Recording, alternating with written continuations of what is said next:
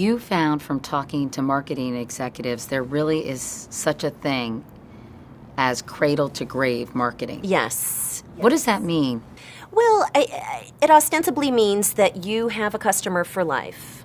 And it's not a new phenomenon. It's probably been in the works for the past 10 years or so. But what I think is new is cradle had been used euphemistically, meaning really school-aged kids, what the marketing industry now calls tweens. And what I was looking at are really where all of these issues start with babies and toddlers.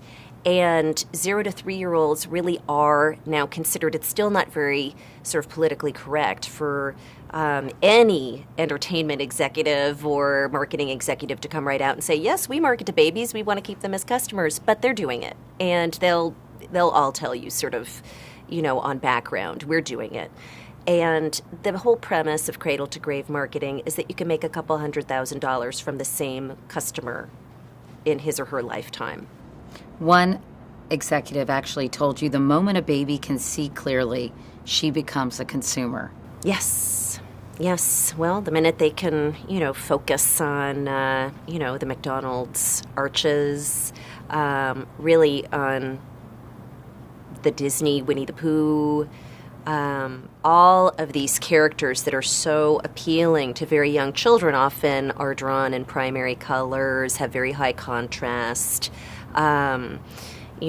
It's really, sort of a Piagetian reality that, that little children gravitate to creatures that look like themselves, with big eyes and chubby cheeks, and particularly Elmo, who really speaks in what's known as motherese, which is that sort of, oh, hi, how are you? And, the way that a mother or really anybody talks to a baby or a toddler and is actually sort of shown to improve language comprehension because we stretch out vowels and so forth. You found that these characters are used by companies and marketers to really increase consumerism among very, very small children. Yes, absolutely. And I think that what is really sort of striking about it is that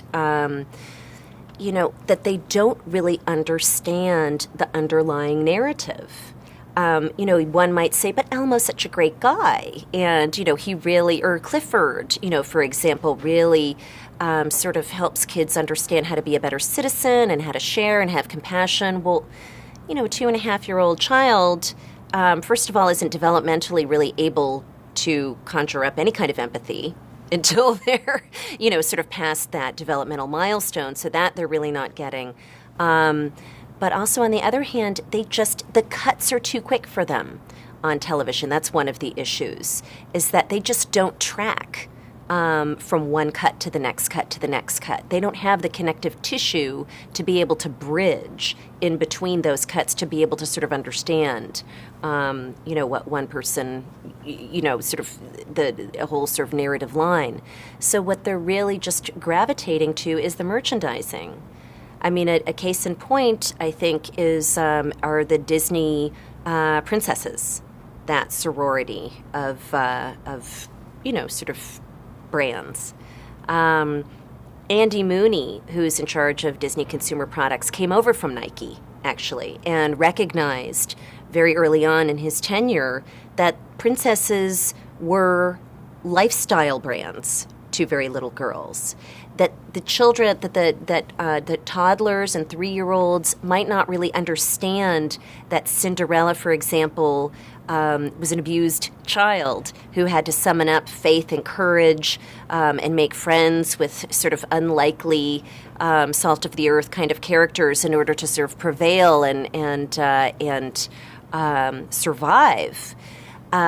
They don't understand that. But what they do understand is that the merchandising is everywhere. What is the impact of all this sensory overload on these very small children? What did you find?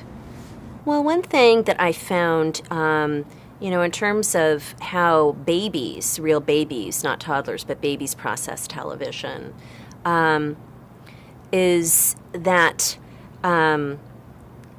well, first of all, it's very hard to understand what they are learning, if they're learning anything from television. But really, I guess anything, to a baby is a learning experience. But, and that's what a lot of these companies say. But then again, child abuse is also a learning experience. But is it damaging to kids at this? It turns out that there are only sort of hypotheses that can be posited by the research psychologists at Georgetown and at University of Massachusetts, ones that I talked to.